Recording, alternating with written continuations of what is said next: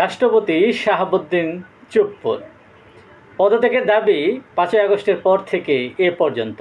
অবশেষে তিনি পদত্যাগ করলেন, কিন্তু পদত্যাগ করার পরও বিতর্ক থামছে না। এখন তাকে গ্রেফতার করে বিচারের আওতায় আনতে হবে, দাবি এনসিপি নেতা। এদিকে স্বরাষ্ট্রমন্ত্রী সালাউদ্দিন আহমেদ বলছেন, ফৌজদারি মামলায় রাষ্ট্রপতির বিরুদ্ধে করা যায় না, তাকে দায়মুক্তি দেওয়া আছে।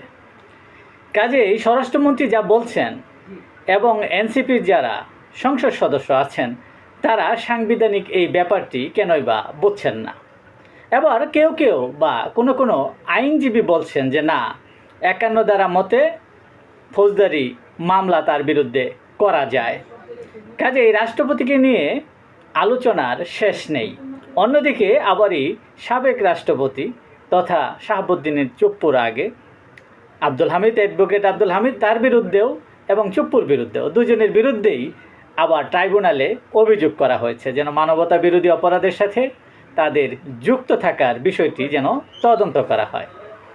এভাবেই আপনার চলছে আলোচনা সমালোচনা। তবে সাধারণ মানুষের প্রশ্ন, স্বরাষ্ট্রমন্ত্রী যা বললেন সেটি শেষ কথা কিনা, কিংবা স্বরাষ্ট্রমন্ত্রী যা বোঝাতে চাচ্ছেন সেটি যারা শাহাবুদ্দিন চুপ্পুর বিচার চাচ্ছেন তারা বুঝতে পারছেন কিনা।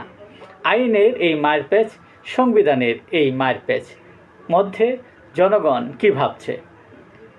শুরু থেকেই বিএনপি যেটা বলে আসছে যে সাংবিধানিক শূন্যতা তারা চান না, এই জন্যে তারা শাহাবুদ্দিন চুপ্পুর পদত্যাগের যে দাবি সেটা তারা সমর্থন করেননি।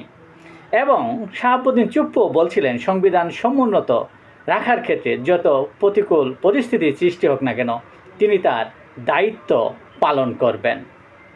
সেই দিক থেকে বিএনপি শাহাবুদ্দিন চুপ্পুর প্রতি সমর্থন দিয়ে আসছে এবং এখনও তারা সাংবিধানিকভাবেই চিন্তাভাবনা করছেন এবং সেই ব্যাখ্যায় উপস্থাপন করছেন। কিন্তু একটি গোষ্ঠী, একটি মহল এবং একটি চক্র সেটি যেন বোঝার চেষ্টাই করছেন না। তারা সকল সংবিধানের ঊর্ধ্বে রেখে তাদের দাবিগুলো বরাবরের মতোই করে যাচ্ছেন। কিন্তু জনগণ কী ভাবছে, কিংবা স্বরাষ্ট্রমন্ত্রীর কথায় শেষ কথা কিনা, এই প্রশ্ন রেখে বিদায় নিচ্ছি। ধন্যবাদ সবাইকে।